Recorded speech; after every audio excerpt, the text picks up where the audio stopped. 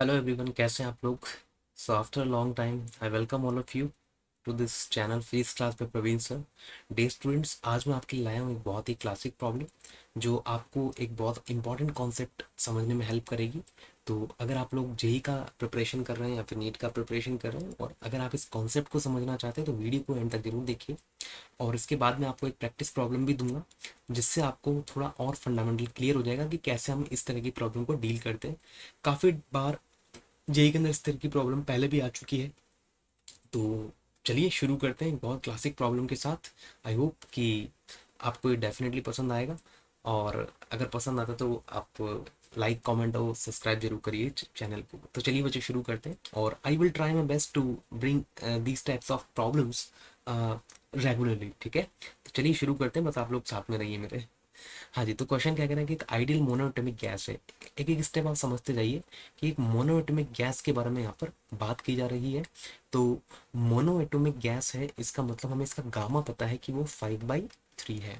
ठीक है, is confined in a cylinder by a spring loaded piston of cross sectional area 8 × 10⁻³ metre square. तो आपको इसका area given है यहाँ पर। ठीक है, now, initially the gas is at temperature of 300 Kelvin and it occupies a volume of 2.4 into 10 की power -3 metre cube.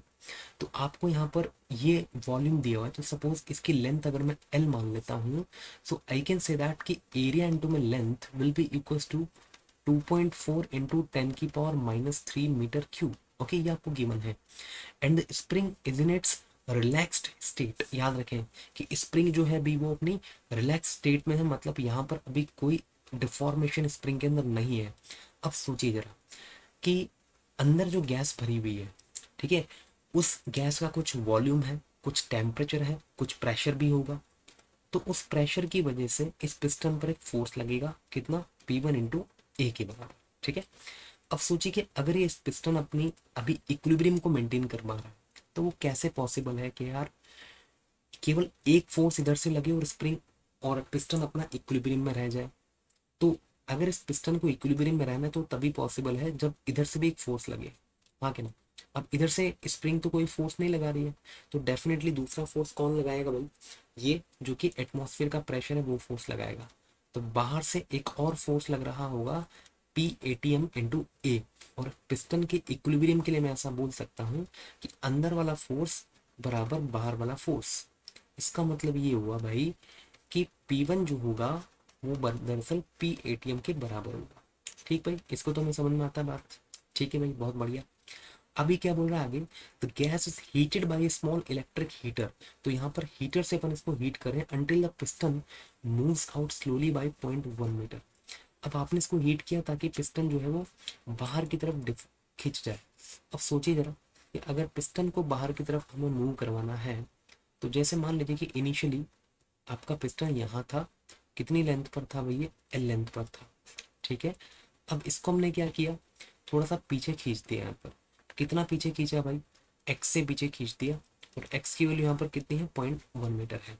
तो ये जो स्प्रिंग थी यहाँ पर, ये जो स्प्रिंग थी, ये स्प्रिंग भी क्या हो जाएगी भाई, कॉम्प्रेस हो जाएगी। हाँ क्या ना, कितने से कॉम्प्रेस होगी जरा सोचिए जरा। तो सर ये स्प्रिंग जो होगी ना 0.1 मीटर से कॉम्प्रेस हो जाएगी। तो अब बता सकते हो क्या कि इस पिस्टन पर कितने फोर्स लग रहे होंगे।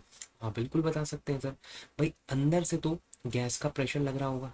ठीक है, अंदर से तो गैस का प्रेशर लग रहा होगा। इस प्रेशर को अब अपन नाम दे देते हैं P2। तो अंदर से तो P2 इंटू एरिया के बराबर फोर्स लगेगा। बाहर से क्या लगेगा, बाहर से अब दो फोर्सेस काम करेंगे। कौन कौन से दो फोर्सेस, एक तो लगेगा यार एटमॉस्फेयर का फोर्स, आगे ना उसके प्रेशर की वजह से, और दूसरा लगेगा बच्चों स्प्रिंग की वजह से लगने वाला फोर्स। अब ये बोल रहा है कि 0.1 मीटर पर ही जाकर के ये क्यों रुक गया, सोचिए जरा। तो 0.1 मीटर पर जाकर के ये इसलिए रुक गया होगा क्योंकि अंदर वाला फोर्स बराबर बाहर वाला फोर्स। तो कैन आई से दैट कि P2 × A will be equals to P ATM × A and plus spring force.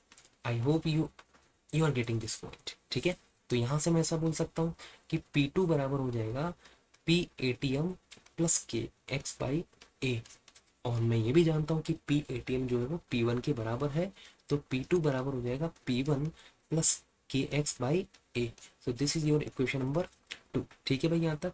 Okay sir, यहाँ तक तो हमें बात समझ में आती है। अभी आगे क्या बोल रहा है कि हमें x की वैल्यू पता है, हमें इस x की वैल्यू पता है भाई अभी तक, तो एरिया भी हमको पता है, और क्या क्या चीजें पता है सर हमको यार। देखो स्प्रिंग कांस्टेंट भी पता है कि स्प्रिंग का कांस्टेंट 8000 न्यूटन पर मीटर है, और पिस्टन जो है वो थर्मली इंसुलेटेड। अब देखो सबसे बड़ी जो कंफ्यूजन होता है बच्चों को यही होता है कि यार पिस्टन जो है ना थर्मली इंसुलेटेड है, तो ऐसा करते हैं एडियाबेटिक प्रोसेस का यहाँ पर इक्वेशन लगा देते हैं। बट दिक्कत ये बच्चों वो यहाँ पर नहीं लगेगा। क्यों नहीं लगेगा? क्योंकि यार आप इस गैस को तो हीट सप्लाई कर रहे हो देखो इसके थ्रू, और चूंकि गैस को हीट सप्लाई हो रही है तो it means that it is not an adiabatic process. बात समझ में आ रही है बच्चों? तो एडियाबेटिक प्रोसेस होता तो ना तो हीट अंदर जाती ना बाहर आती, लेकिन इसमें तो आ रही है, so it's not an adiabatic process. तो फिर क्या करें सर, कैसे सॉल्व करें इसको? तो आगे एक बार क्वेश्चन पहले पूरा पढ़ लेते हैं। The piston is massless and there is no friction between the piston and the cylinder. Neglect heat loss through the lead wires of the heater. The heat capacity of the heater coil is negligible. Assume the spring to be massless. ठीक है भाई, बहुत बढ़िया बात है, बात यहाँ पर आपको दी हुई इस क्वेश्चन के अंदर। तो चलिए अब थोड़ा और आगे बढ़ते हैं इस क्वेश्चन के अंदर। अभी क्या बोल रहा है आपसे, calculate the final temperature of the gas and the heat supplied in joules by the heater. ये दो चीजें हैं जो आपको कैलकुलेट करनी है। अब देखो यार इसको कैसे अप्रोच करें। क्या हमें गैस का फाइनल वॉल्यूम पता है क्या? हाँ देखो, हमारे पास ये एल तो ऑलरेडी था, ये हमारे पास एक्स भी है ना। तो एल हमें पता है, एक्स हमें पता है, एरिया हमें पता है, तो इट मीन्स दैट कि मैं यहाँ पर इसका फाइनल अगर वॉल्यूम लिखूं तो फाइनल वॉल्यूम हो जाएगा एल प्लस एक्स इंटू में एरिया। ठीक भाई। अब एल कितना था यार, जरा देखिए ध्यान से क्वेश्चन में, एल आपको गिवन है कितना है, कितना है वो निकालना पड़ेगा। चलो अभी निकाल लेते हैं भाई। इनिशियल वॉल्यूम आपको दिया हुआ है कितना, 2.4 इंटू 10⁻³ ये आपको इनिशियल वॉल्यूम दिया हुआ है, 2.4 इंटू में 10⁻³। लेकिन इनिशियल वॉल्यूम किसके बराबर होगा, एरिया इंटू लेंथ के बराबर होगा। तो यहाँ से लेंथ कितनी आ जाएगी भाई, 2.4 इंटू 10⁻³ अपॉन में एरिया। और इसका एरिया कितना, थोड़ा सा मैं इसको यहाँ लिख दूँ बच्चों साइड में। ओके, तो देखिए इधर लिख देते हैं इसको थोड़ा सा यहाँ पर, क्योंकि क्वेश्चन में काफ़ी ज़्यादा कैलकुलेशन होने वाली है। सो इस बात का हम ध्यान रखें कि length will be equals to 2.4 into 10⁻³ upon में एरिया। इसका कितना आ जाएगा भाई, 8 इंटू 10⁻³। इससे ही कटेगा तो आपको एल की वैल्यू मिल जाएगी 0.3।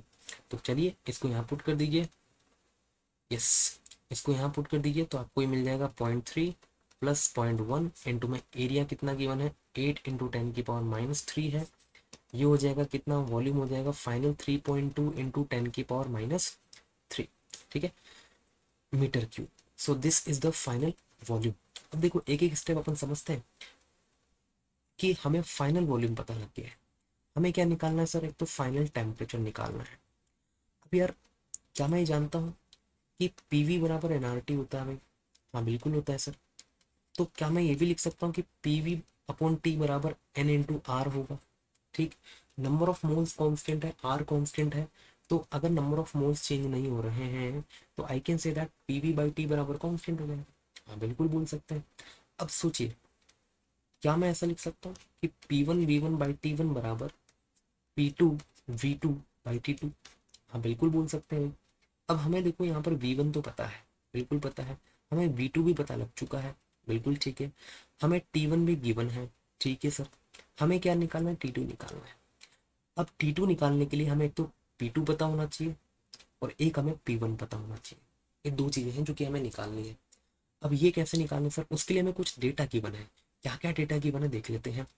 कि हमें ये बोला हुआ है कि इनिशियली यहाँ पर जो गैस है इसका वॉल्यूम हमें गिवन है, टेम्परेचर गिवन है, और ये बोला है कि मोनोएटॉमिक गैस है भाई।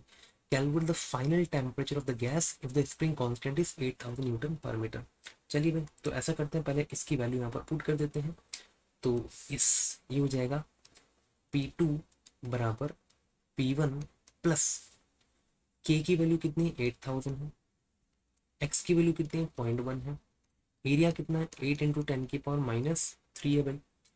8 से ही कितनी बार कट जाएगा, 1000 बार कटेगा भाई। तो P2 बराबर कितना हो जाएगा यार, P1 प्लस 10⁻³ भी ऊपर जाएगा तो 10⁻6 इंटू में 0.1। तो P2 बराबर हो जाएगा बच्चों कितना, P1 प्लस में 10⁻5 हो जाएगा। ठीक है, बहुत बढ़िया।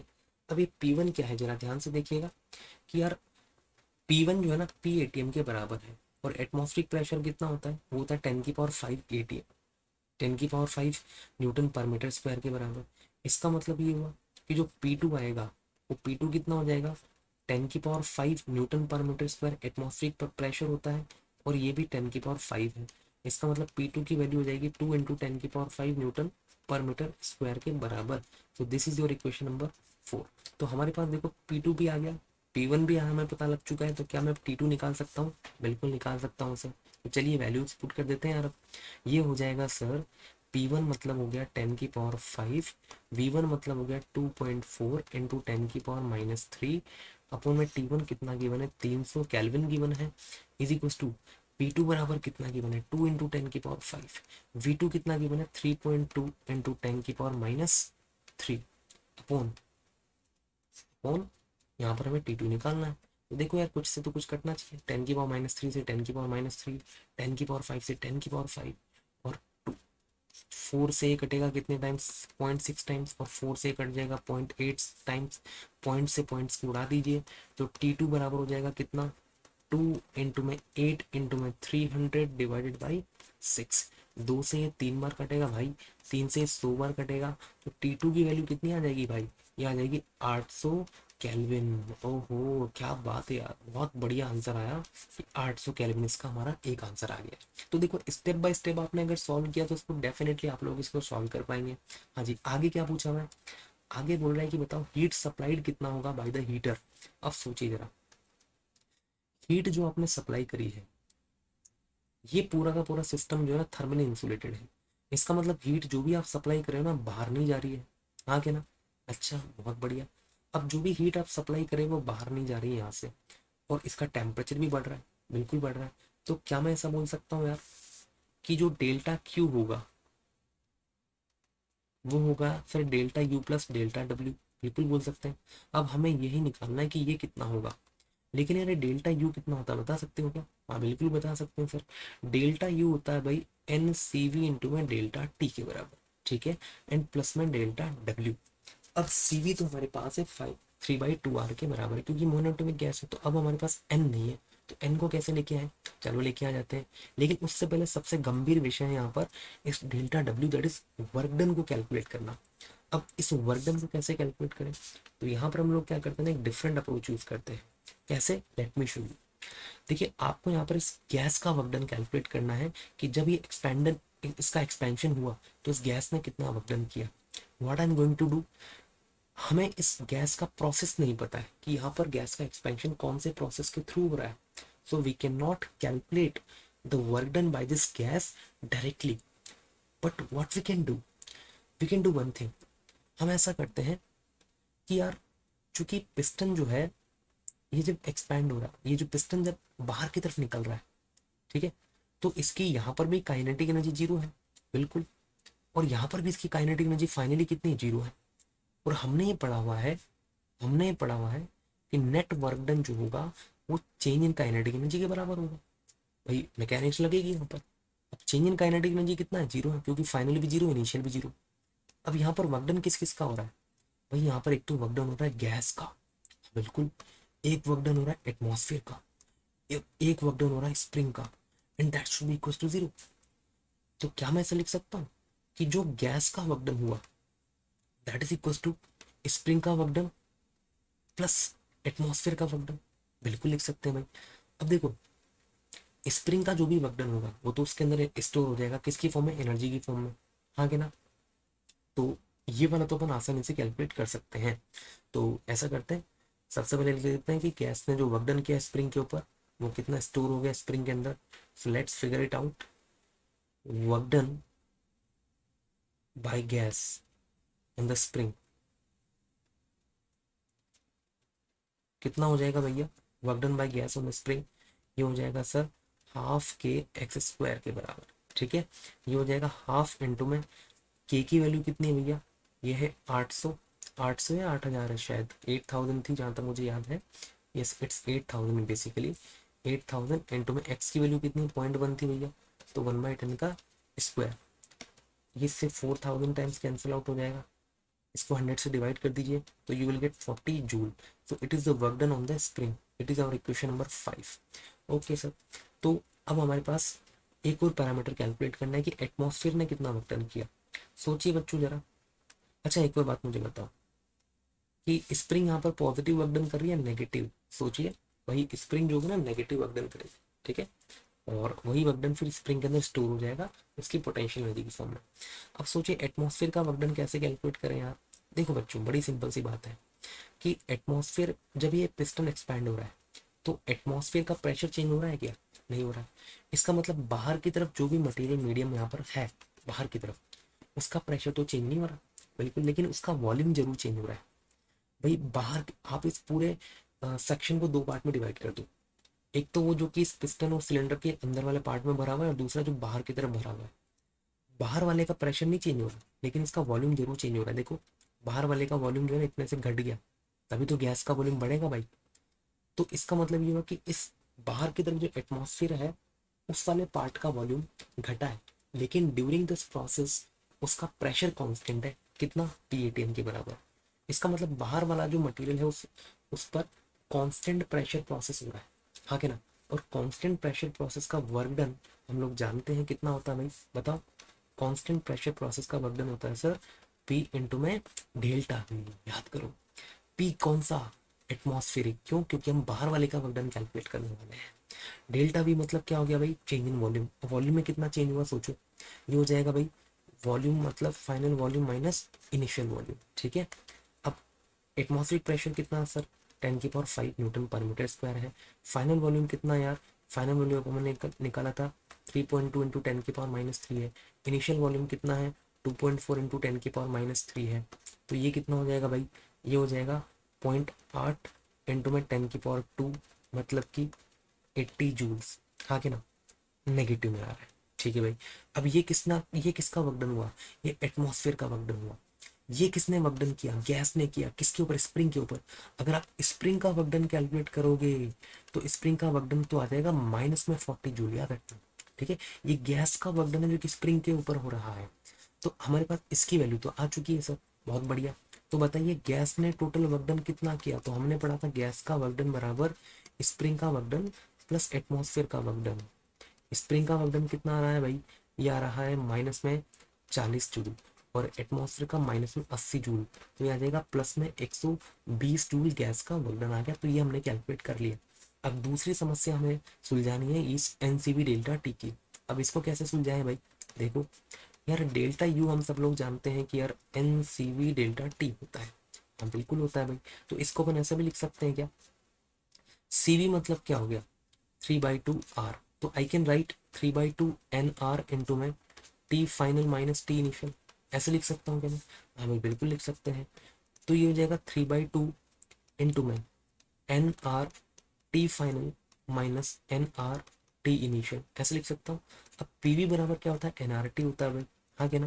तो इसका मतलब ये हो गया कि ये तो हो गया P फाइनल V फाइनल, किसका? गैस का। और ये हो गया P इनिशियल V इनिशियल, ठीक है भाई। तो क्या मैं इसी इक्वेशन को ऐसे लिख सकता हूँ कि हमारे पास P2 V2 भी है, हमारे पास P1 V1 भी है। P2 कितना है भाई? 2 इंटू 10⁵ है। और V2 कितना है यहाँ? 3.2 इंटू 10⁻³ है। माइनस P1 कितना है भाई? 10⁵ है। और V1 कितना है यार? 2.4 इंटू में 10⁻³ है, ठीक है। तो इसको थोड़ा सा सिंप्लीफाई कर लेते हैं। तो 3/2 इंटू 10⁻², तो बाहर आ जाएगा यहाँ से। ये हो जाएगा कितना? 6.4, है ना, माइनस में 2.4, ये होगा भाई। तो 6.4 माइनस में 2.4 कितना हो गया? 4 हो गया। और 4 से 2 टाइम्स कट जाएगा, तो 600 यहाँ पर आ जाएगा डेल्टा U की वैल्यू। ओके सर, बहुत बढ़िया। इसको डाल दें क्वेश्चन नंबर 6। तो डेल्टा Q यहाँ से कितना आ जाएगा बताओ जरा? ये आ जाएगा सर 600 प्लस में work done by the gas मतलब 120, तो ये आ जाएगा 720 जूल। ये इसका आंसर हो जाएगा। सो देखिए, हमारे पास इसमें दो पार्ट सॉल्व करने थे। हमें एक तो T2 निकालना था, दैट इज ये वाला टेम्परेचर हमें कैलकुलेट करना था, final temperature of the gas, जो हमने कैलकुलेट कर लिया। और heat supplied by the heater भी हमने कैलकुलेट कर लिया है। तो जो हीटर ने हीट सप्लाई की वो कहाँ गई? दो जगह गई है। कहाँ कहाँ पर? एक तो इसका वॉल्यूम एक्सपैंड होने में गई है ना, मतलब एक तो एटमॉस्फेयर के अगेंस्ट वर्क डन किया उसने, और दूसरा स्प्रिंग के अगेंस्ट वर्क डन किया है। तो इन दो जगह पर इसका वर्क डन गया है। इसका भाई जो भी हीट सप्लाई की इस हीटर ने, वो इन दो जगह पर खर्च हो गई, ठीक है। तो देख लेते हैं एक बार इसका answer. So here is the answer 800 kelvin और 720 जूल। तो बच्चों आई होप कि यार ये प्रॉब्लम आपको पसंद आई होगी। ये प्रीवियस ईयर की एक बहुत अच्छी प्रॉब्लम लगती है मुझे, ऐसी प्रॉब्लम पहले भी काफ़ी बार आ चुकी है और आई होप कि आप ऐसी प्रॉब्लम को और भी ट्राई करना चाहेंगे। तो मैं आपके लिए एक और प्रॉब्लम आपके लिए एज ए होमवर्क देके जा रहा हूँ। ये भी आपको बिल्कुल वैसा ही कॉन्सेप्ट सिखाने में मदद करेगी। तो आप इस प्रॉब्लम को भी डेफिनेटली ट्राई करिए, आपको काफ़ी कुछ सीखने को मिलेगा। मैं कोशिश करूँगा कि इसका लिंक आपको डिस्क्रिप्शन में दे दूँ, ओके, इस प्रॉब्लम का, ताकि आप लोग इसको सॉल्व कर पाए। और मैं कोशिश करूँगा कि नेक्स्ट लेक्चर में हम इस क्वेश्चन को डिस्कस करें। तब तक आप अपने सोल्यूशन के साथ रेडी रहिए। तो तो डियर स्टूडेंट्स, अगर आपको ये लेक्चर पसंद आया तो please like, subscribe and share my channel. तो see you in the next lecture and तब तक के लिए thank you, keep working hard, see you and bye bye.